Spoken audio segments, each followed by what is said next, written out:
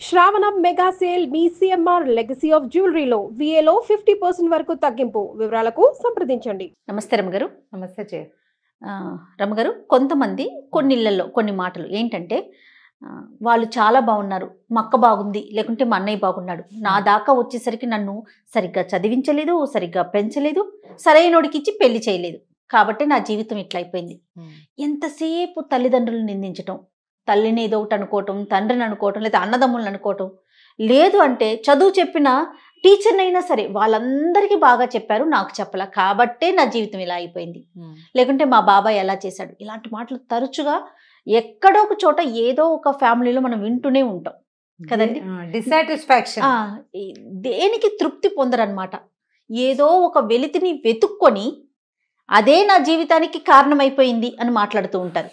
చూసారా మీరు ఇలాంటి వాళ్ళని? బోళది మంది కనిపిస్తారు జయ. వాళ్ళు ఎవరు మా కాన్సన్ట్రేట్ చేయలేదు, నా చిన్నప్పుడు నా మీద శ్రద్ధ పెట్టలేదు అలా అనిపిస్తుంది. నేను కూడా అంటాను జయ, ఇప్పుడు చెప్తా, గుర్తొచ్చింది ఒక మాట. చెప్పండి. మా చిన్నప్పుడు మా ఆఖరికైకి నాకు ఒక 4 ఏళ్ళు గ్యాప్ ఉంది. మా మిగిలిన వాళ్ళు ఎవరికి లేదు, మా ఇద్దరికే గ్యాప్ ఉంది. ఆఖరికైకి మా పెద్దక్కయ్య గారు అమ్మాయి ఇద్దరు ఒకే వయసు వాళ్ళు, పెద్దక్కయ్య కూతురు.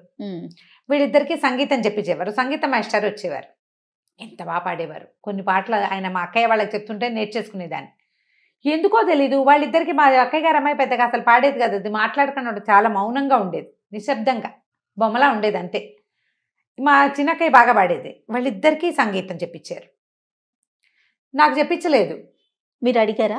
ఏమో అప్పుడు నాకేం తెలుసు, నేనేదో ఆడుకుంటూ ఎగురుకుంటూ ఉండేదాన్ని, ఏదో తిరుగుతుండేదాన్ని. మాస్టరు మా అక్కయ్యకి చెప్తుంటే వినేసి పాడేస్తూ ఉండేదాన్ని.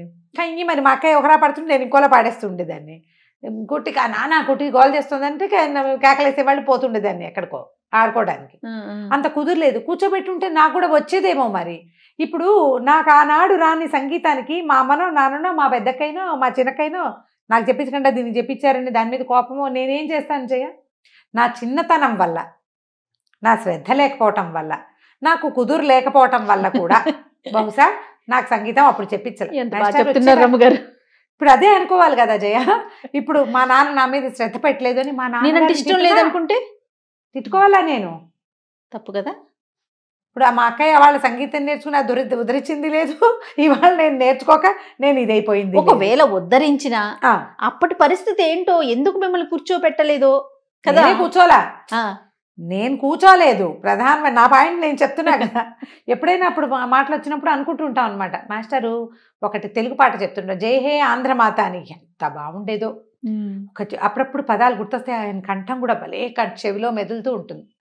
నేను పెద్దగా కూర్చుని పాడేదాన్ని కాదు, వాళ్ళు పాడుతుంటే ఎక్కడెక్కడో ఎగురుకుంటూ పొగడి చెట్టెక్కి అక్కడ కూర్చుని ఇక్కడ కూర్చుని విని వచ్చినవే 4 ముక్కలు, కొన్ని వర్ణాలు అవి కూడా నేను అప్పుడు వినవే కొన్ని వచ్చు నాకు. అంత శ్రద్ధ లేదు, బుద్ధి లేదు. ఒకవేళ వీళ్ళు స్కూల్కి పంపించినా నేను అంత శ్రద్ధగా లేను, కాలేజీకి పంపించినా శ్రద్ధగా, వాళ్ళు శ్రద్ధ పెట్టలేదంటే కుదురుతుంది. పాపం కొంతమంది పిల్లలు అడుగుతారు పాపం. అవును. అప్పుడు తల్లిదండ్రులకి అవకాశం ఉండదో, వాళ్ళకి డబ్బులు లేకో, ఆనాడు అవకాశం కుదరకో, 2-3 పిల్లలకి ఒకేసారి చెప్పించలేకో, ఏవో వ్యవహారాలు అయ్యి ఆ పిల్లలకి చెప్పించలేకపోతారు, చేయలేకపోతారు.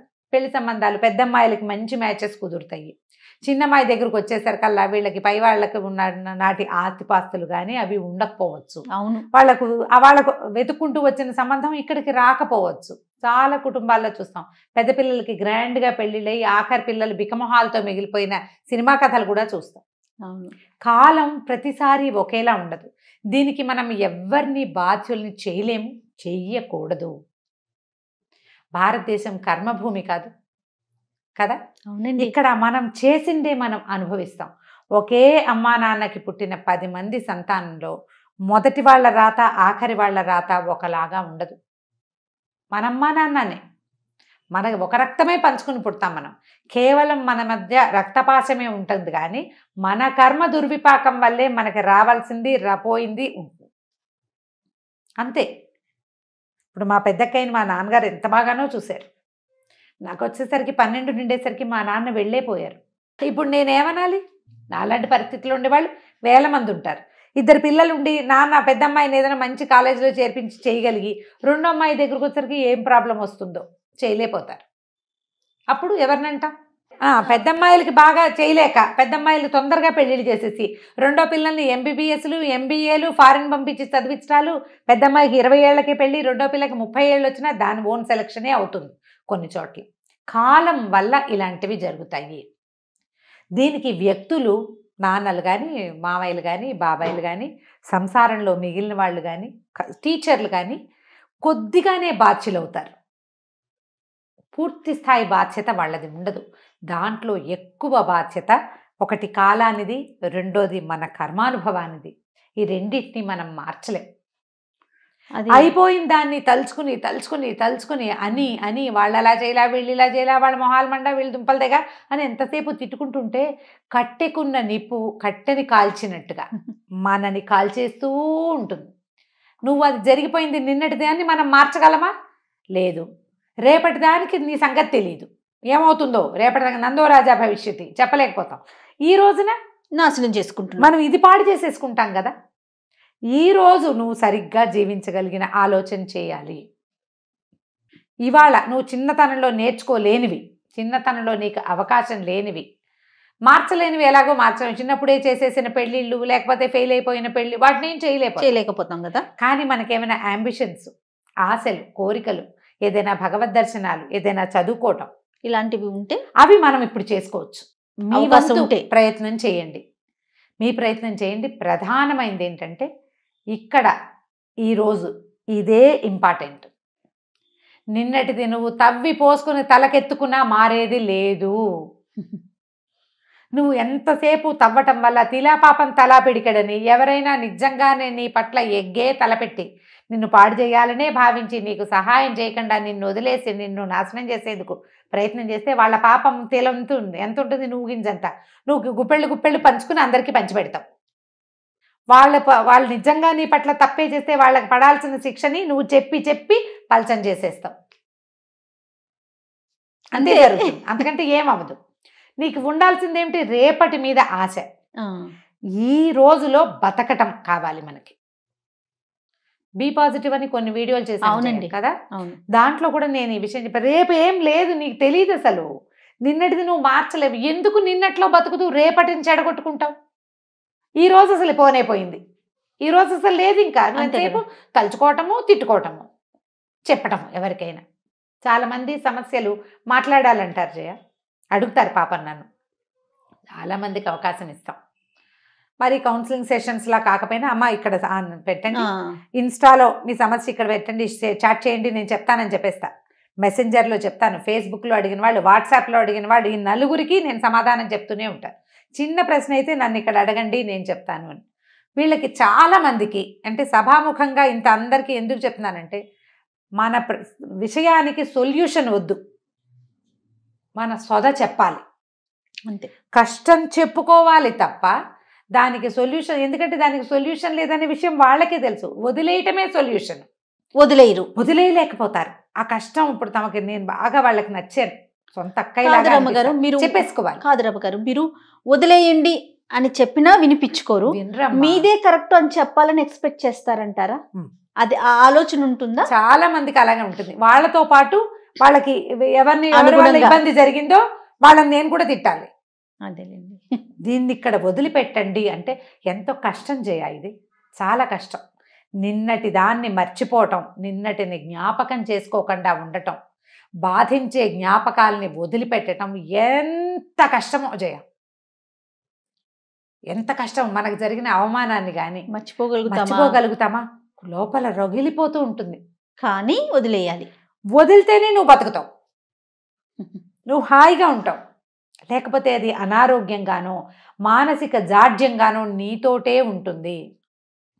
నన్ను ఇబ్బంది పెట్టినవాడు నా తప్పేం లేకుండా వాడి కర్మ వాడు అనుభవిస్తాడు అని వదిలే.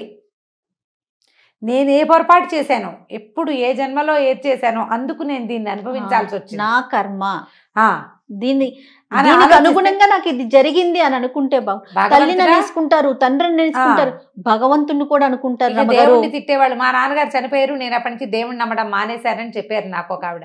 అంటే దేవుడిని నమ్మితే నాన్న మనతో పాటు కలకాలం ఎవరి నాన్నలైనా బతుకుంటారమ్మా? బుద్ధుడి కథ ఒకటి, ఒక ఆవిడ తన కుమారుడిని తీసుకొచ్చి అడిగింది, నా పిల్లవాడు చనిపోయాడు, భర్త లేడు, పిల్లాడు చచ్చిపోతే నేను ఎట్లా బతకను దేవా, బతికించు నా కోసం అని. బుద్ధ భగవానుడు ఆవిడకి ఏం చెప్పాడంటే, అమ్మ మరణం లేని ఇంట్లో నుంచి ఒక గుప్పెడి బియ్యం తీసుకురా, నీ పిల్లాడిని బతికిస్తానన్న. ఆవిడ పొద్దు నుంచి సాయంత్రం దాకా మొత్తం శ్రావస్తిలో ఉన్న అన్ని ఇళ్ళకి వెళ్ళింది. అవును. మరణం లేని ఇల్లు లోకంలో ఉండదు. మన పరిస్థితులు అట్లా ఉంటాయి. సడన్గా నాన్న డెత్, చనిపోవటం, అవును. కుటుంబానికి ఏ ఆసరా లేకపోవటం, మనకి ఏదో బోళ్ళని జీవితం మీద ఆశలు పెట్టుకుంటే ఆశలు కూలిపోవటం, మన కర్మానుభవం. భగవంతుడు ఏం చేయలేడు అందులో. నువ్వు భగవంతుడి మీద ద్వేషం పెట్టుకుంటే నీకు ఆ సహాయం కూడా ఉండదు. అతడున్నాడన్న ఆలంబన ధైర్యం కూడా మనకు ఉండదు కదా. మనం నమ్మవలసింది మన కర్మ దుర్విపాకాన్ని. ఇతరులని నిందించడం మానేయండి. దానివల్ల మీరు ప్రశాంతంగా ఉంటారు. మీరు ఇప్పుడు ఈ రోజున మీరు కోల్పోయిన దాంట్లో ఏవైనా కొన్ని గెయిన్ చేయగలరేమో ప్రయత్నం చేసి ఆ దిశగా ప్రయాణించండి హోప్ఫుల్గా.